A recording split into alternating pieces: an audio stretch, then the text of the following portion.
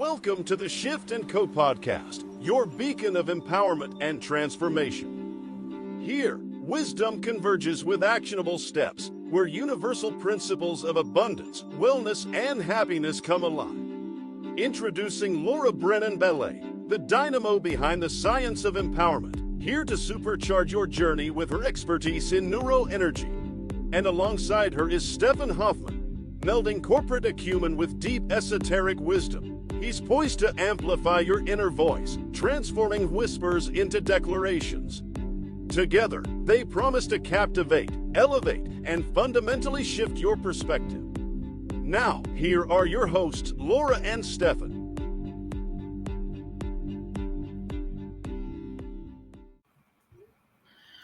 Good morning, good afternoon, or good evening, depending on where everybody is in the world today. And welcome to another episode of The Shift & Co. As I'm sure our audience can see already, we're having, both of us, some technical issues where we can't seem to get our backgrounds up and running, but we're both on really tight time schedules. But we still wanted to honor this space, and especially this topic. So we are here, we are showing up, we are doing what needs to be done. And a huge welcome to my co-host, Laura Brennan-Ballet. How are you today, Laura? I'm fabulous. And you are coming from traveling around the globe, of course. And I'm here in the States. But I'm fabulous. We're here. And I love being here and growing the community and speaking to everyone. And we're so excited. As always, there's so much going on behind the scenes, but it's starting to come together, and I'm just grateful for the opportunity. Fantastic. Indeed. So our topic for today is all about when it's okay to say no. Now, I'm sure everybody has heard, the power of no. And I remember growing up, Oprah had segment upon segment on that, reclaiming your power and saying no to things and not just being a yes man.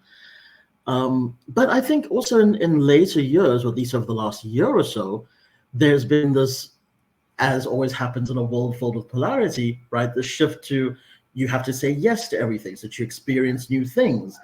But it can be so easy to get caught up in that mindset and not knowing where the middle ground and where that balance is.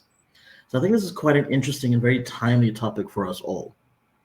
Yes, and not, and again, we look at the power of no in a very specific, right, unfolding, but it's almost these small moments throughout the day of what we're saying yes to, when really, if we were to say no to them, we would empower ourselves and enrich the day, which in turn would actually empower the rest of the experiences. And I think we just lose sight of that there's, those just tiny moments throughout the day where maybe we push ourselves in one direction, where if we said no and did some breath work, if we said no and put our face in the sun and our, feet in the grass for a moment, meditated, journaled, just took an extra moment to slow down our eating during our lunch breaks, whatever it may be. I'm personally learning that, right? Those just small moments of no to the routine, of no to the pattern, of no to that fast-paced movement. And this is how we begin to really empower ourselves. Absolutely. And I do think it when we're talking about that, saying no in these small moments and choosing a different path and a different outcome also does come down to mindfulness. Something that kind of used to irk me in my younger days when I was in sort of a fast-paced corporate lifestyle was people who couldn't commit to plans. So, you'd invite them out and they'd be like, can I let you know closer to the time? And I always thought that was just such a weak sauce answer. Like, how can you, I'm inviting you out for Friday night dinner or drinks or whatever the case may be. Surely you know what your plans are by now. Is it a yes or is it a no, so that I can plan? And as I've grown and evolved and slowed down, I found myself wanting to do that as well, but couldn't quite put my finger on why. Until fairly recently, where I actually sat and meditated on I would have this kind of soul pushback where someone would invite me out and I'd be like, oh, I'm not sure, but I don't want to be that person. So I'm inevitably just saying no, because I'm like, I don't want to disappoint you. So let me just rather say no. Fast forward a little bit, and as I say, I'm meditating on it. I came to realize that it actually was stemming from this budding spark of mindfulness around my energy levels, around what my soul actually wants to do. So if somebody invites me out, if it's not a resounding yes, usually it's because my soul's going, you've got quite a bit of work to do this week. Your energy levels might not be where you think they're going to be come Friday or Saturday. You may need to rest and recharge so that you can be on form for all the work that you're planning to do the next week. Or it could simply be that there's something pressing that I'm wanting to complete. So I'm finding it a lot easier now for me to say, if I get an invite fairly early on in the week, can I let you know by Wednesday, Thursday? I'm actually saying, I just want to check what my energy levels are like, where my headspace is at, and then I can confirm and say a definitive yes or no and stick to my word on that. And this is so important, the language, how we're speaking to ourselves about that. And then can you imagine if we all were able to say, let me get back to you and see where my energy levels are on Thursday, right? The average person right now would be like, what? Energy? What? What are you talking about? But not understanding that, yes, energy beings, the mind, the body, that consciousness, that beautiful connectivity all wrapped in. And we ignore so many signals of how are we feeling? What are we thinking? Right? My dear friend Laura Katanen of Zielo Studios, right now we're in this very cool study part of a program about talking about body sensation and not quite tuning in to how are we feeling? Where is it settling in the body? How do we just bypass it? And then we end up going out and you drink too much or you overeat the wrong foods, you stay out too late, right? Then your sleep is disrupted. Then that has a causation to the next day, where when we really start to honor that internal system, the messaging, that gut instinct, now we start to tune into something differently. Now we start to, again, empower that voice, that intuition, that instinct of self-care. And for so many of us, we're working on really big projects in the world, and we're trying to, right, add light and love and this shift in a quite volatile environment all the way around.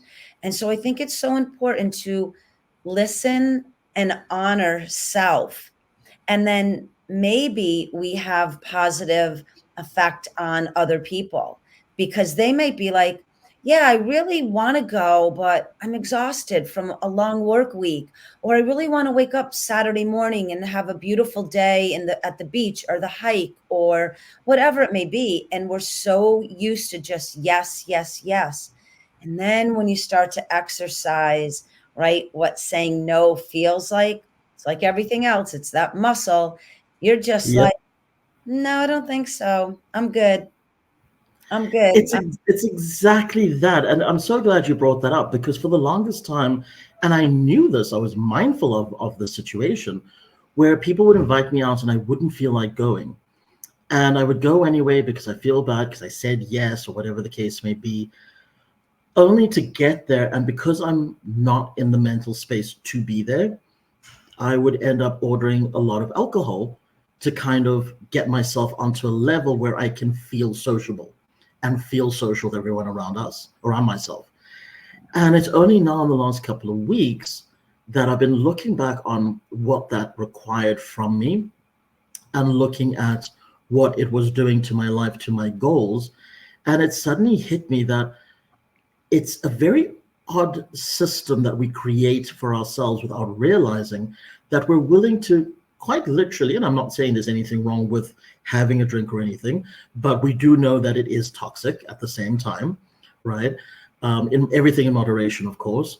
but we're quite willing to actually poison ourselves to do something that we don't want to do. Or to alter, right? Yeah. To alter, to numb out, to alter the actual beautiful chemistry that already exists in the body, that if we took the time to, again, tune in or tap in, align with that internal power, alcohol, excess food, stress levels, all of that would start to recalibrate, and we would start powering up from different sources that we ignore. And no fault to anyone specific, but it is how we are raised all the way back, right? All the lineage back. It's just, and I always start with great grandparents, grandparents, parents. And some of that has to do with our environment, how we had to survive. If you lived through a depression, if we went through a global pandemic, there's reasoning. But what we individually do with the present condition, i.e., our mind, our body, our spiritual alignment, as well as our actual environment, this is how we empower ourselves in the world, how we create this synergistic autonomy into self-actualization.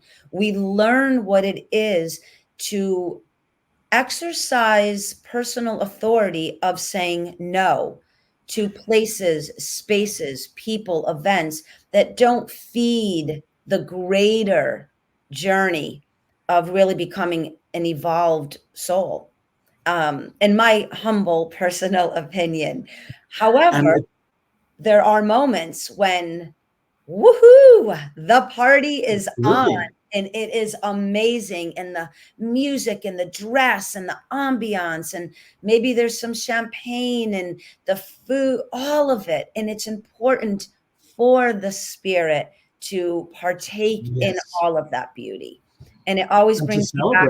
Yeah, absolutely. Absolutely. For sure. It brings me back to my cotton candy theory, because when I was a kid, I loved cotton candy. I loved the machines and the twirling around, and whoever's listening, I'm assuming we all know, but it's just this white paper stick, and they had hot colors of like hot pink and lavender and bright green, and they would be huge, big, oh God, manifested sugar on a stick. And it always brings back very innocent and fun party environment memories for me. So I'm now calling it the cotton candy theory, that when our minds can go back to that moment when we can all relate to something in our childhood that was very innocent and very clear, and when the power of yes was on purpose, we know what that feels like. We also know back in our childhood when we really needed that voice to say no, and we didn't have the skill set and we didn't have the alignment to do that. And we won't go down all of those paths of drama and trauma and chaotic environments. But as young adults moving up through adulthood, we now do have the authority to say no, self-preservation, and just the way we're interacting with others. So I think it's a very important part of living an empowered life, to tune into it and know when to bring that out and bring that forth and honor it. Absolutely. I actually had an experience recently, and funny enough, Laura and her book and how she handles these kinds of situations sprang to mind immediately. I happened to overhear a conversation between two acquaintances of mine, both of whom I think I'm starting to get closer to as friends. But the one can be quite negative in his outlook on life and, the cards that life has dealt him.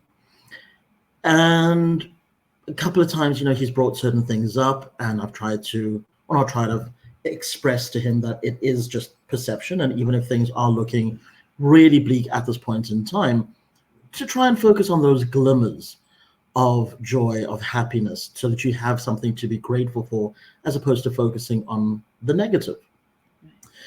And or on the challenges, rather, I should say. And I was as I said, overhearing this conversation, and my other friend, who's generally a very positive, very upbeat person, always tries to see the best in everything and every situation and everyone, is talking to him, and he's expressing what's going on and all the rest of it. And it started off as a very factual, description of or account of what's going on in his life. But I could hear it very quickly devolved into this, oh, the whole world's against me and nothing's ever going to work out. And this is just how it's always been. And this is how it's always going to be.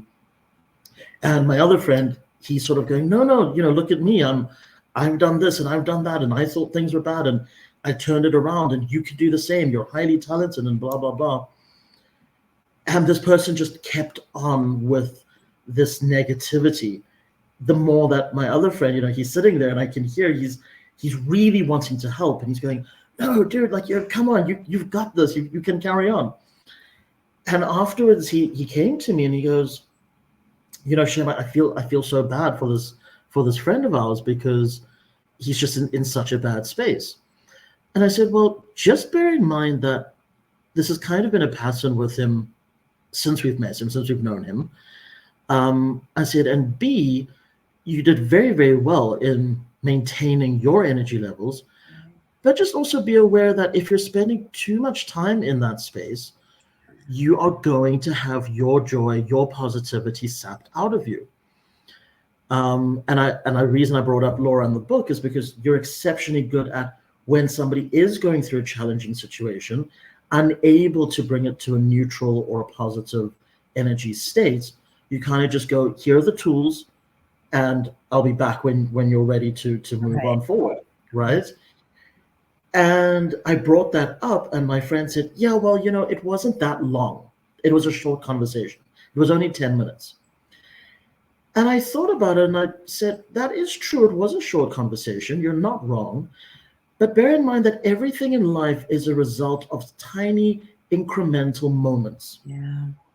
So those short conversations, if they start to become more regular, add up very quickly. Absolutely.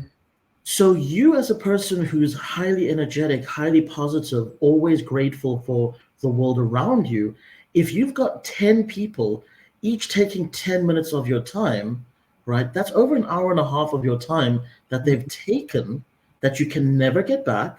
Right. And that is time that you could have spent putting into your own development, into your own growth. You could have been focusing on your goals. You could have been daydreaming and allowing the genius of the universe to flow through you.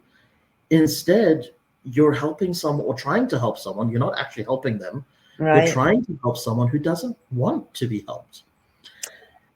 And recognizing that, yes, when we see someone in a pattern, when we see someone in that space, for those of us that are tapped into that flow of universal energy, of God energy, however we all, connect to that genius, that brilliance, that drive in us for the betterment of ourselves, of one another, of an interaction.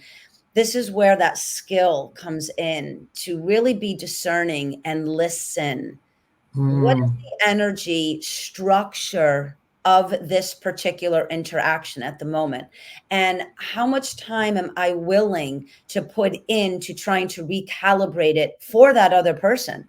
Because if we are already in that state of awareness, and now we know someone is literally living out of a pattern, through a pattern, and their awareness has just gone to sleep for the moment, which it does when we're just right, we're in that driving mode of just reactionary. This is where I have learned, and I've done this, just happened yesterday, 2 separate occasions. One person said, well, what if? And they brought it into a discussion that has no purpose to anything. And immediately I realized Years ago, I would have reacted in a negative manner. I would have been in a defensive stance.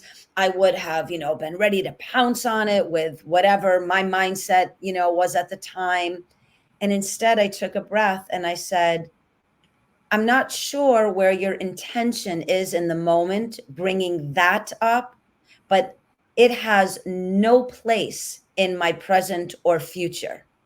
So I will not engage in Beautiful. the conversation if that's okay with you. And if you would like to, we can catch up another time and you can find someone that would like to engage in that style of dialogue, but that serves no purpose for you and I. And boom, it overdone. They got it. They know where I was going because they know me. Now, there are ways to handle that with grace and integrity. This person, because they were in their pattern and it had nothing to do with me, the power of no came through in that way. I will not be dragged down that walkway. It serves nothing and it keeps you stuck. And of course, we had a much deeper conversation. So I think recognizing when we want to do something out of our heart center, whether we just want to make something better for someone else because we feel good, we've traveled a certain journey that we know you can get up and out of this, there's hope, there's possibility, there's opportunity. But then we have to learn to check in because, as you said, I'm going to use the analogy of we're like a battery, right? Our energy can be drained and it can be rejuvenated and replenished. But the more times we spend being drained, the less recalibration skill is sharpened, which means we get pulled into those environments quicker and we stay longer. And life is fleeting. It moves fast. We all know this now. And why spend a moment interacting? And the other kind of advice I think I would give for everyone, which is a very cool skill set to become disciplined in, and certainly the mastery is a lifelong process. Literally ask that other person, may I stop you just for a moment? Can we catch our breath? And may I ask, what is your intention with this dialogue? And that usually will allow someone to stop for a moment. It's not a judgment. There's no negativity. It's, what is your intention here? What are you trying to create in this moment of life? And going back to the science of empowerment, I always ask, you are in the power seat of choice. In this very moment, you have the ability to neutralize this particular conversation. I'm not expecting you to go from this thought process into perfect positivity, but you have the power to neutralize this pattern in this moment and begin to tell yourself a new story, support a new beginning through this opportunity of conversation. And that is such a beautiful way to help someone to immediately shift from mindlessness to mindfulness. Yeah. Because in that moment, 9 out of 10 times, when somebody is in a pattern that is negatively charged, it's not because they want to be there. It's, as you say, it's just because it's the pattern. It's what they're used to doing. So it just starts to flow. And it just takes one person to go exactly like you said, what is your intention with this? To make them stop and think, oh, am I actually just ranting so that I can release the energy and move forward? Am I staying in my story because it's comforting? Yeah. Am I, just expressing it because I need a sounding board so that I can come to a solution? What is the desired outcome of this particular train of thoughts and this particular train of conversation? And then equally, it then behooves us when we're confronted with those situations to do that, but then also to protect ourselves if the person's intention is not one that is conducive to growth. We all do need to vent from time to time. I do it often, where I literally will say, okay, something really challenging happened. I just need to rant for 3 minutes to just get it out. And then, as the song says, once it's out of my head and on paper, it's no longer inside of me, and it's out in the world, and it's great. And now I can move forward. And that's sometimes a beautiful mechanism to move through challenging situations. But I couldn't help but think about actually coming back to esoteric wisdom now. There's a scripture in the Bible that very specifically talks about actually lazy people and the work that they refuse to do. But it's very easily applied to inner work as well. So the scripture says that if a man will not work, let him also not eat. A lazy man has become like someone who is starving, and their hand is in a bowl filled with food, but they are too lazy to bring it to their mouth. And yes, that obviously does talk about people who, we're not talking about people who have who are differently abled, or who are in a situation where they can't find work. That's obviously a completely different thing. But in this particular instance, I want to apply it specifically to the intangible inner work that we are all called to do. And capable of doing. Yes, thank you. And capable. We all are capable of doing it. And we live in a time right now that is, I mean, when I was a child, it was unheard of to have this kind of information around personal development at your fingertips.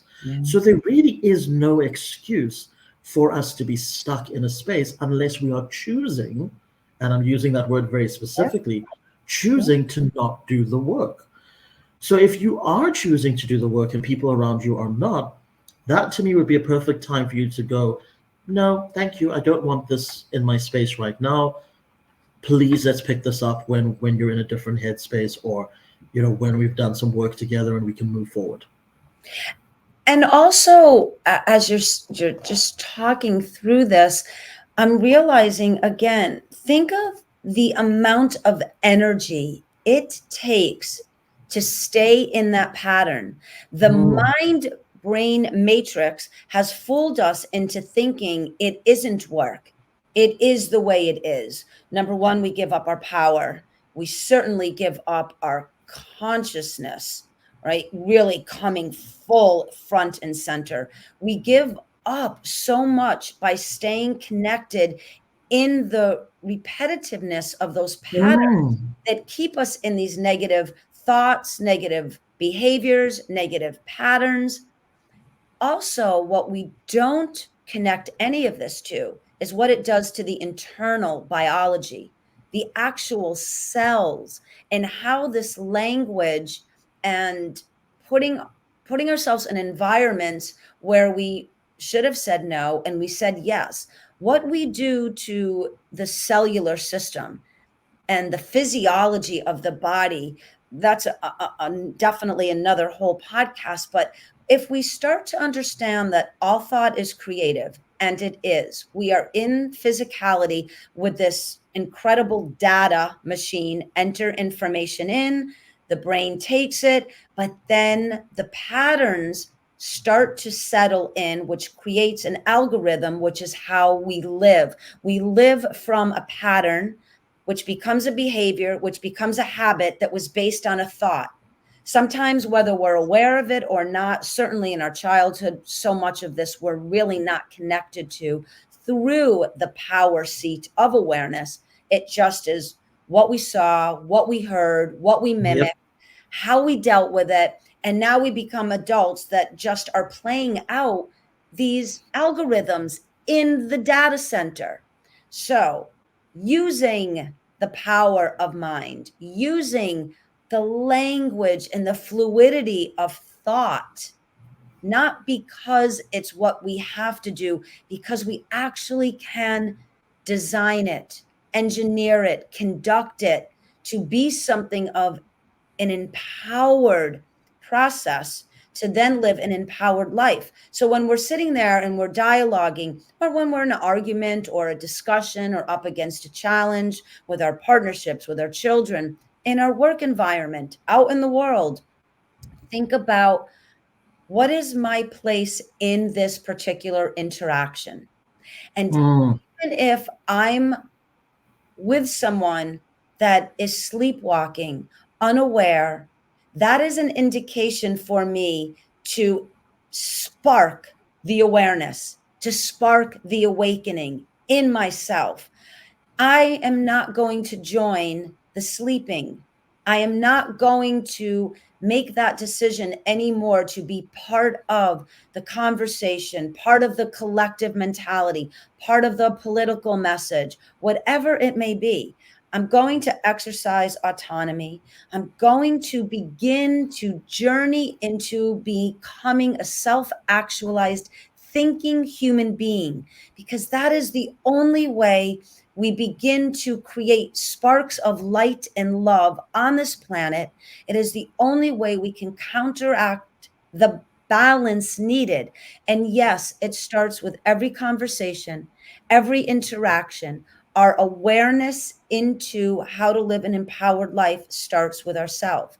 And when we understand that what we are engaging in has direct causation with the health of not only our mind, our hearts, but our Mm. biology, which keeps our immune system strong, which doesn't allow us to catch germs and any of the stuff that's floating around in the world. Keeps us strong when our mind and our body is aligned. And it really does begin with understanding the power of no. No to too much work, no to too much alcohol, no to too much food, no to fill in that blank. And so many of us know what this feels like. Absolutely. And it's actually, I read I should say, studied a book many years ago. I think the title was 12 Lessons in Higher Personal Development. And it starts off by talking about the human condition and how challenging it can be to accept the path of autonomy, to accept the path of, I won't even say enlightenment, but definitely evolution. Because, and there's a beautiful analogy. It says, imagine that you are shipwrecked on a beach, right? And you wake up and you have no memory of where you came from.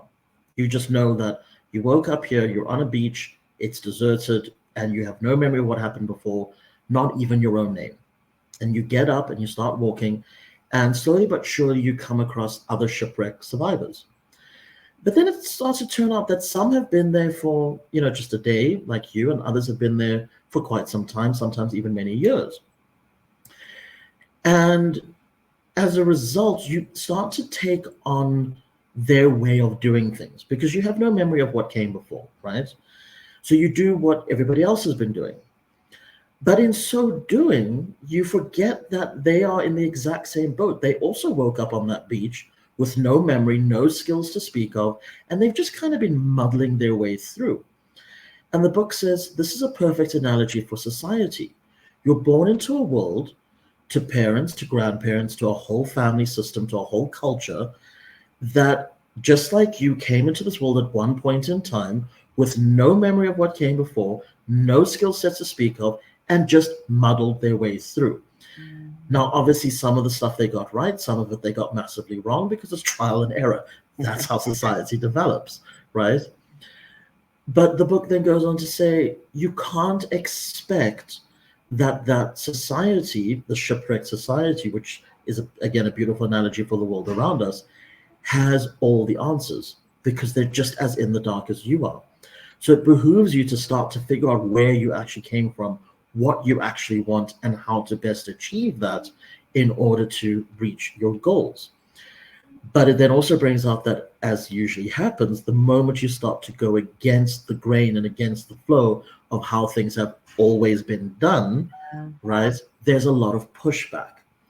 So I just want to remind our listeners as well that as you start this journey, and one of my friends actually brought this up with me last weekend, he said, it's this whole self-development thing is exhausting. He goes, I've only just been doing it for a week and I'm exhausted. And I said, can I tell you a secret? it probably will only just get worse before it gets better. Yeah. He goes, what do you mean? I said, well, think about going to the gym, right? You go into the gym, you start lifting weights. For the first week or two, you are sore. You are sore and you are tired. And then eventually, just when you think you can't anymore, you suddenly go and do a workout and you're not sore. Yeah. And suddenly you're eating healthier and suddenly your body works better and all the rest of it. It's the same thing with our minds. But in this work that we're doing, it's tiring because there's not a lot of people around us who are choosing that autonomy, who are choosing that self-fulfilled lifestyle. So it really does come down to us to say no to how everything has always been done, Right. and choose a better path for ourselves. And this is where, and again, I'm going to give a nod out to Laura Katanen of Zielo Studios, because we're working on something right now. And we're focusing on this conscious leadership. And so when you were talking about that in this story and this analogy, I love that. I immediately thought about, how would I construct a boat out of trees and bark or coconuts, whatever, and get off the island? Right. That's my immediate thought. And who would come with me? Who would watch me over in the distance trying to build something? Who would be courageous enough to walk over and say, what are you doing? Can I be a part of this? They would recognize in another, they're doing something different that never has been done. And just maybe this is the vehicle to get off of this island. Or it is the vehicle to think differently. It is the vehicle to show up in the world differently. It is a point of change. It is a point of growth, evolution, elevation. And so this is where mindset comes in. How am I thinking? Why am I thinking this way? Who am I surrounding myself with? And yes, it can be a challenge to begin to live an evolved, consciously aware life. But oh dear Lord, who would want to stay sleeping when so much is at our fingertips to create? Every thought that you can think can be manifested if you put the time in. Why are we choosing to live in a world that is basically dark within our own mind, within our own thought process? So every negativity, every block, through a conversation, through the power of no, through all the information that is out there, they're points of light, they're beacons that you are seeing glimpses of. That is you, your future self, your higher self saying, hello, wake up. There's something more outside of the pattern, outside of this immediate conversation, which, bringing it back to that example of the two gentlemen talking, one of them is aware that the other is stuck. You can literally verbalize, I want to help you and support you out of this. Are you willing to move out of this pattern? What are you talking about? No, I'm not. Wonderful. I wish you a beautiful evening. I'm going home. That is how you exercise your autonomy and begin to live an empowered, evolved life. You cannot bring everybody off the island into the little boat. You cannot. And it's actually so interesting, Laura, that what you just said there, because I just did a quick tarot draw on the energy of our discussion today. And as our audience who's listened to us a few times knows, we always end off with a tarot reading followed by a power quote from Laura's book. But what you just said about, looking at what in your life is holding you back and what you can commit to in terms of your growth is so incredibly important. And that actually came out in the reading, to start looking at what little things, and it's again, like we said earlier, it's those incremental things. Nobody decides to wake up one morning and go, oh, I'm going to be a serial killer. Okay, that's a fairly harsh example, but right? Nobody goes from being Mother Teresa to a serial killer overnight. It just doesn't happen. Or vice versa. Or vice versa, right? It's incremental steps. Yeah. So the energy on the spiritual side of the draw is showing that we need to start taking careful, objective stock of our lives. Look at the little habits that we don't want to have in our lives anymore and start releasing those. Acknowledge that they served a purpose because they must have done, otherwise, you wouldn't have them there, right? Decide if that purpose has been served, and if it has, release that habit. It no longer serves you. But very equally, it's definitely saying don't try and do it all at once. That's a recipe for disaster and for failure. Right. Do it again in slow incremental steps, just like how you got there, right? You're not going to walk into the gym and be the next Arnold Schwarzenegger overnight. It takes dedication. It takes time. On the physical side of the draw, it's essentially saying that everything that we need for this journey is there. Okay. It may feel like it's difficult to make a decision. It's not. It's quite simply just go for it. It might feel like you're out in the cold because, again, society is not going to particularly like that you're bucking the general trends, but you're not out in the cold. If anything, you're becoming so empowered that you're able to shine this light out and help more people to awaken to their own potential. And just think how beautiful a gift that is to give back to humanity just by living your unfiltered truth. Oh, I love that. What a beautiful read today. Yes, again, micro versus macro.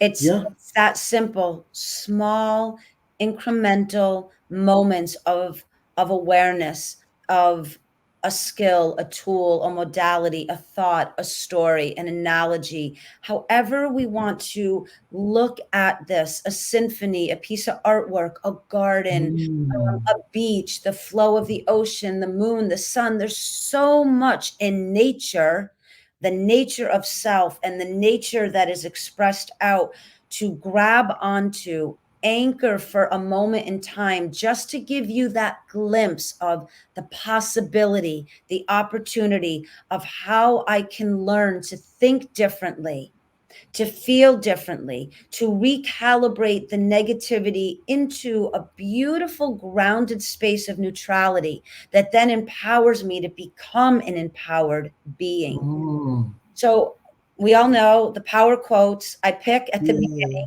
because it's so empowering to line up what we are doing. And both Stefan and I are an authentic example of when you start to trust in the process of your own evolution, how friendships, co-creative relationships, global passion projects are designed and built to then offer out into the global community. We are a living, real-time example of that, building a friendship, going through all of the research, the material, the real life, moving through the science of empowerment, the esoteric wisdom, and this merging of these two worlds and how it can empower your life.